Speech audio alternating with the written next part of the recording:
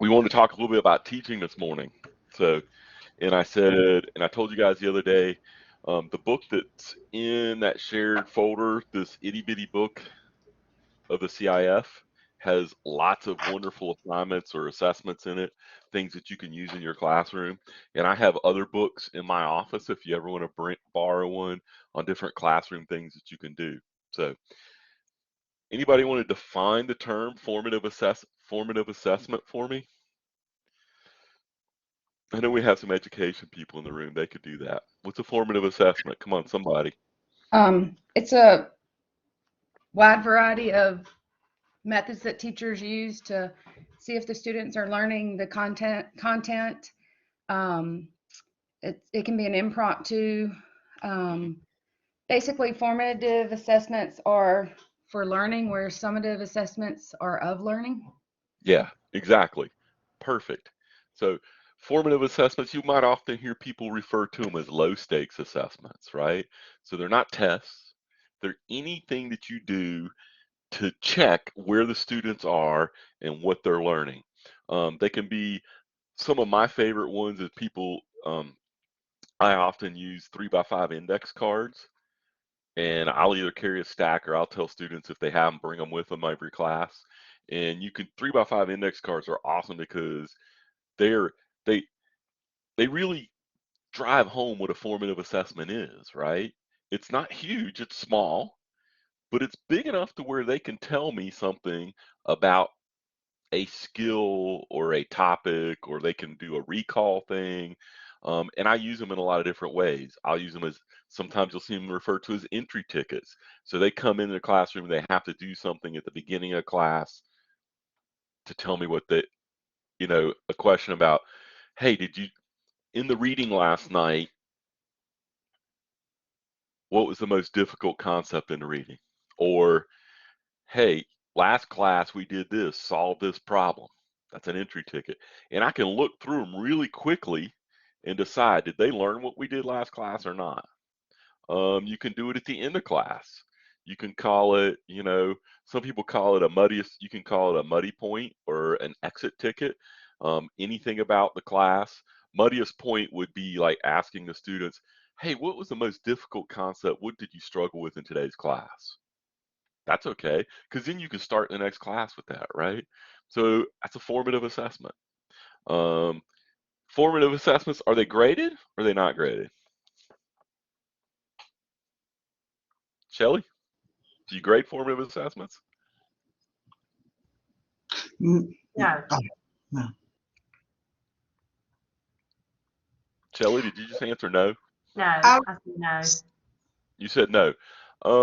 Yeah, I mean, in my opinion, most people don't grade formative assessments, but they can be graded, right? They could be graded. What I do with the 3x5 index cards is I'll assign them like a couple of points, right? The count is homework total points, but they're I not was going to say, high yeah, stakes, right? low stakes grading, just to Low give stakes them the grading. chance to do it, but not really a big weight on the grade. Exactly. Yeah. Um, I'm looking at the chat box. I think it was Ashley says I grade them with feedback and mostly for participation grade. Yeah, I don't believe in participation grades, Ashley, but I do love your first part of your answer. Tell us about your feedback that you use, Ashley.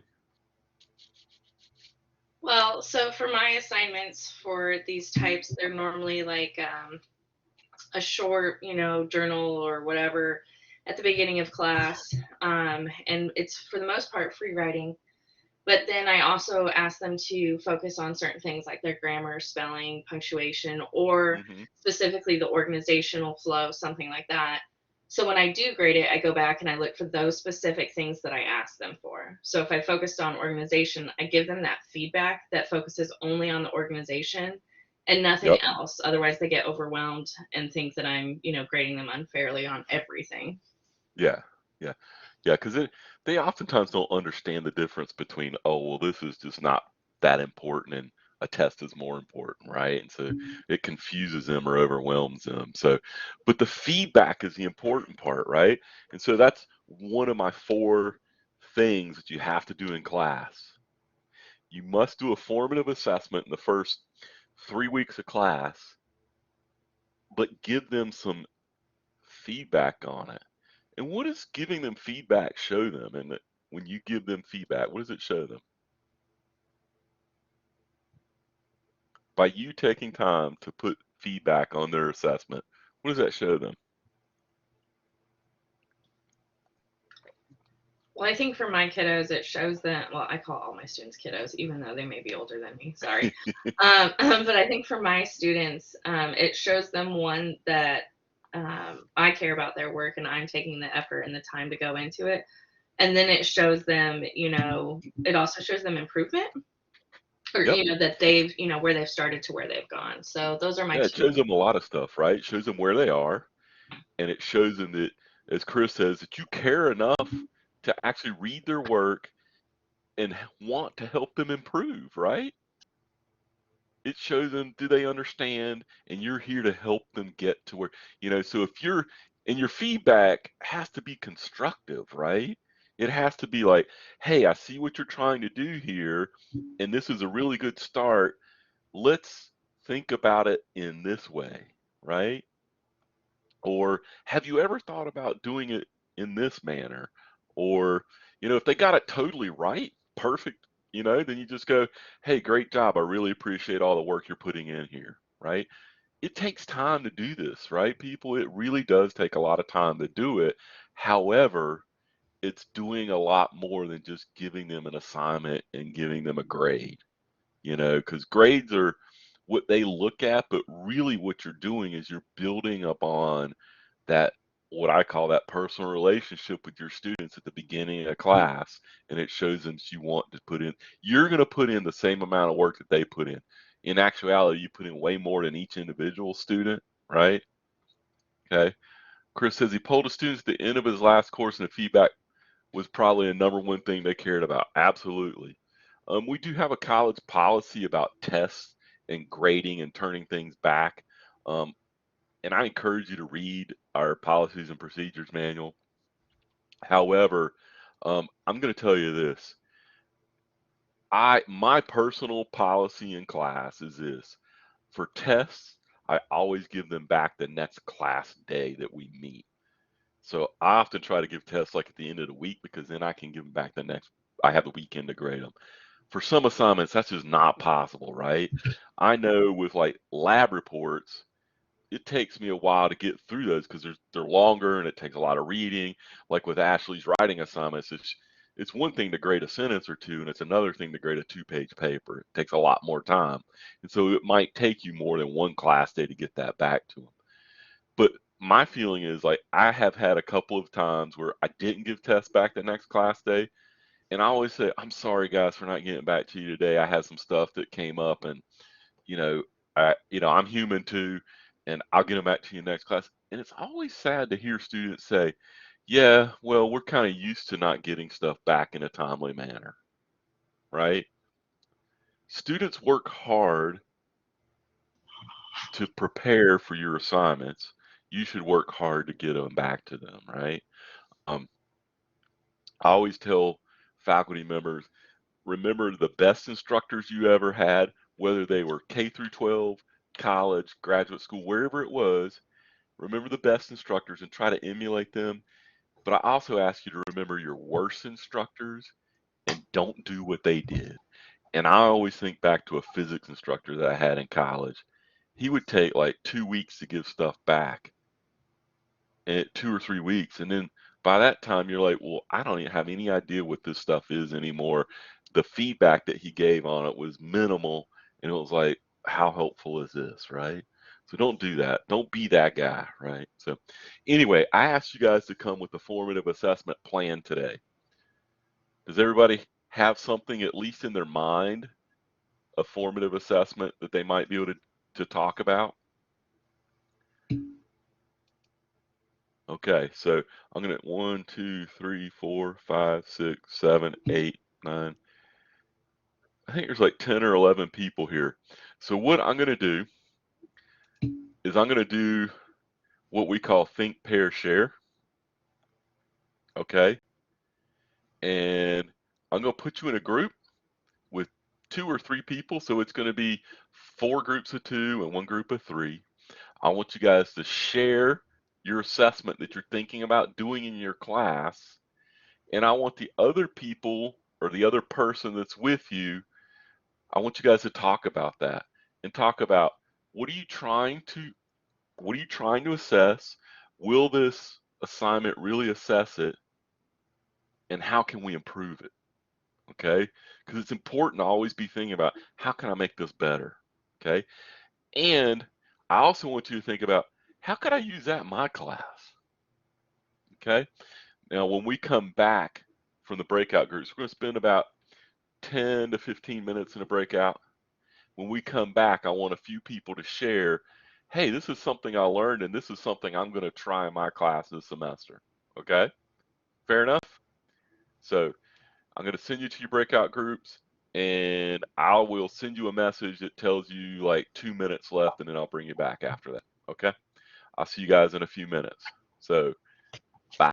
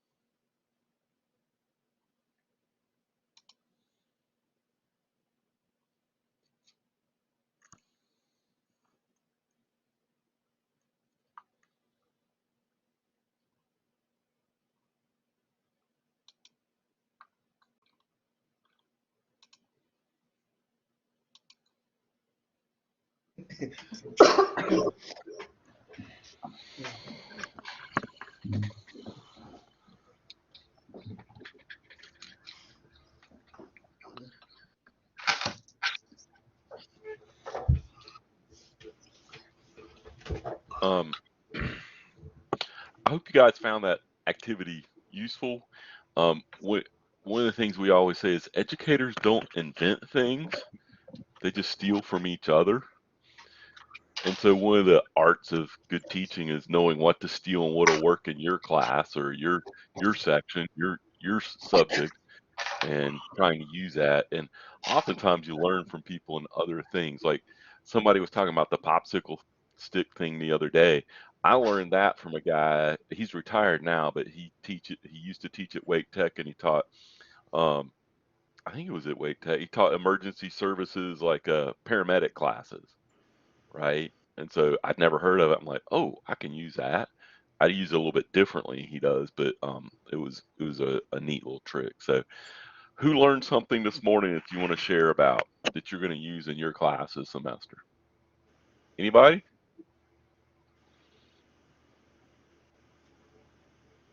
Okay, Juanita, tell us what you learned and tell us who you learned it from and tell us how you're going to modify it and use it in your class. Okay. Excuse me. I learned this from Anthony. It's called Parts, Pieces, and Tools.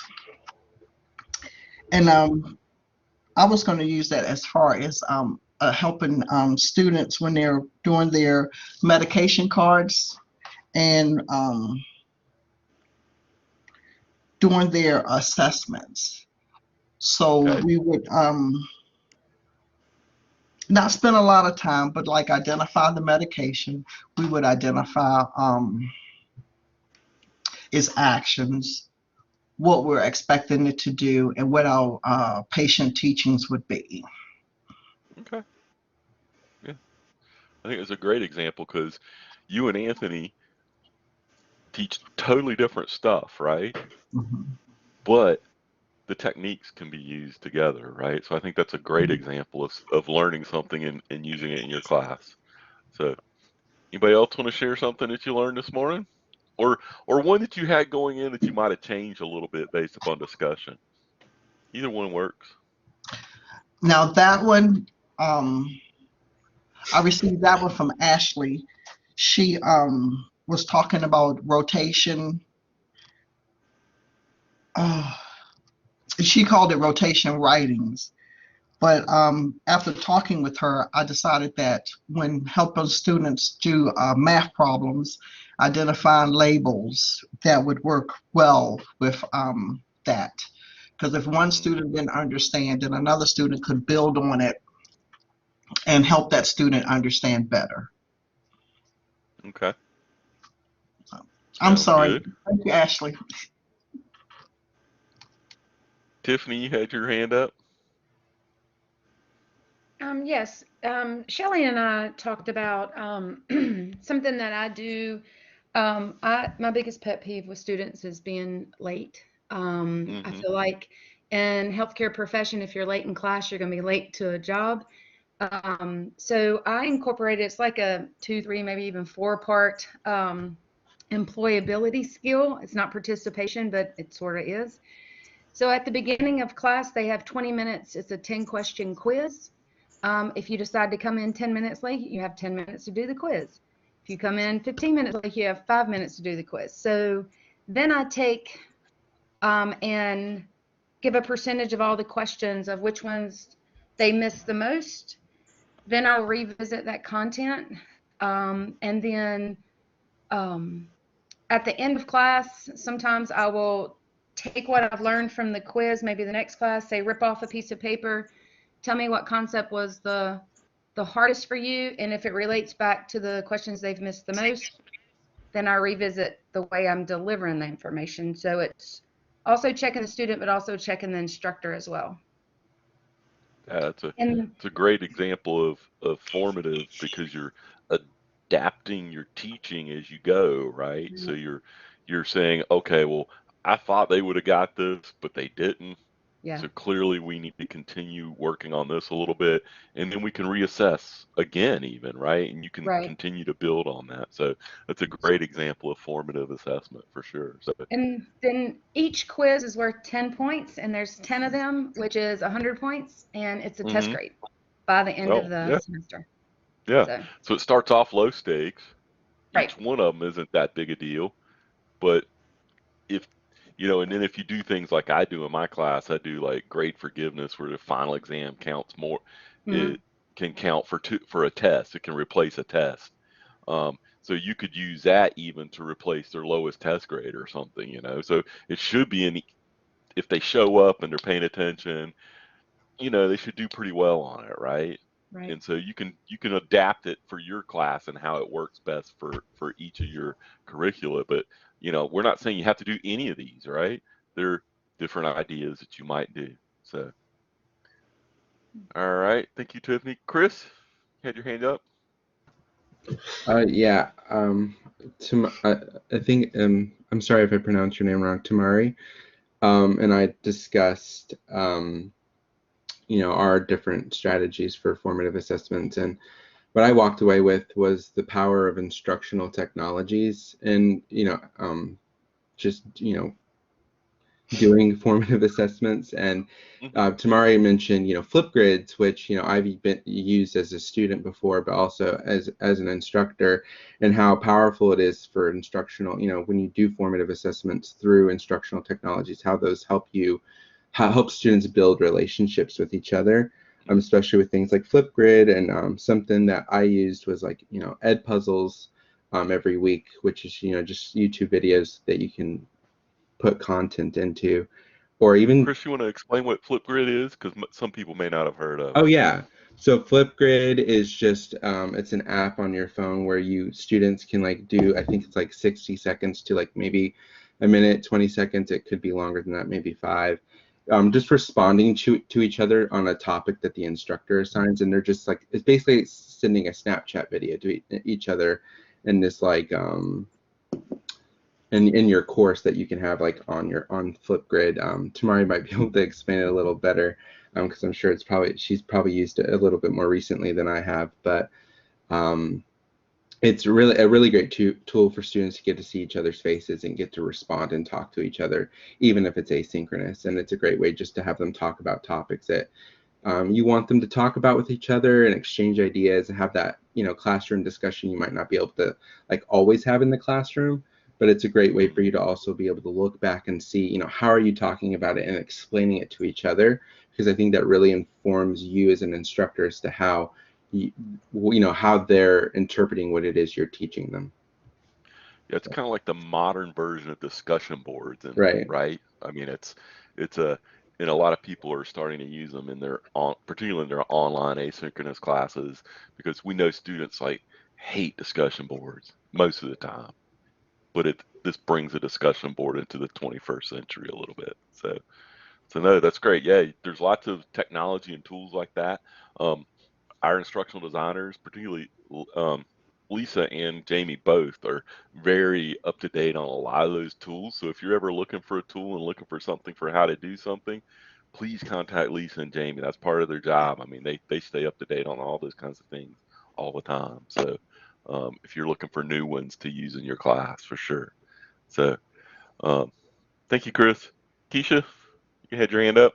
Okay, Dan and I were in the group together, and we spoke about online setting versus face-to-face setting and different things. We recognize that things that we do online can be applied face-to-face.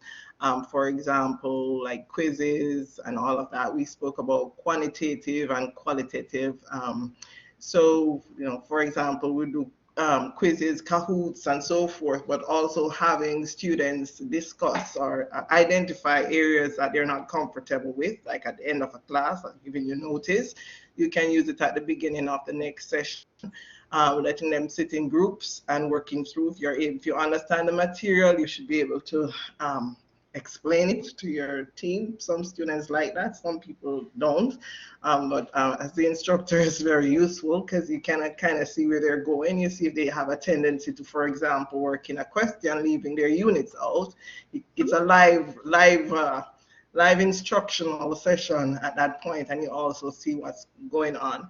One of the things that we recognize too is the live quizzes, like a pop quiz might be very different from the quiz that you set, the grades. So, it seems as if they're understanding the material from the homework and the quizzes, especially in an asynchronous setting or a virtual setting. However, when you ask the question live and direct, it's a different result. So there are challenges with a face-to-face and versus virtual, of course, and it's just a way to figure it out in the moment. Yeah. Yeah, there's lots of discussion these days post COVID going on among some of us about portability of face to face going to virtual and then virtual coming back to face, right? There's some things that work great in both environments. There's some things that only work in either environment, right? And there's some things that don't work in either one, really, to be honest. And so there's lots of discussion about you cannot take a face-to-face class and just make it virtual, and you can't just take a virtual class and make it face-to-face. You have to understand the differences between the two in order to make each one of them the best they can be, right? You can do it, but it won't be great unless you think about the differences between each one. So, yeah, that's great. Farrell, you had your hand up? Yeah, I was with Brenda, and she had a neat activity that I think that I'm going to adapt for our classes this fall. I think it'll solve a problem that I have. The activity is where you ask each student to become an expert in a certain piece of a process, and then you move them through in a hub and allow them to teach each other. In the Sustainable Ag program here, I've taught adjunct and help for a few years, and a lot of these students are farm entrepreneurs, and so they're really excited about what they're doing, which is great, but it can take over a class because everybody wants to talk about their project. And so I think using this activity early where they could choose their own piece of the puzzle would kind of get their jimmies out a little bit in terms of talking about their own projects early in the semester. Yeah, that's a great idea. So basically what you're doing is you're using the students to teach the class for you, and you don't even have to teach it, right? That's that's a great trick, right? Because our students have an amazing amount of knowledge, right? So let them share, right? And it also builds their confidence. It shows them, hey, you do know this, and when you explain it, you learn it even better. I love that. That's a great teaching tool. I love that one. So, yep, that's a I think we got time for maybe one more, and then we'll take a break before we delve into the world of rubrics. How's that? Anybody else want to share?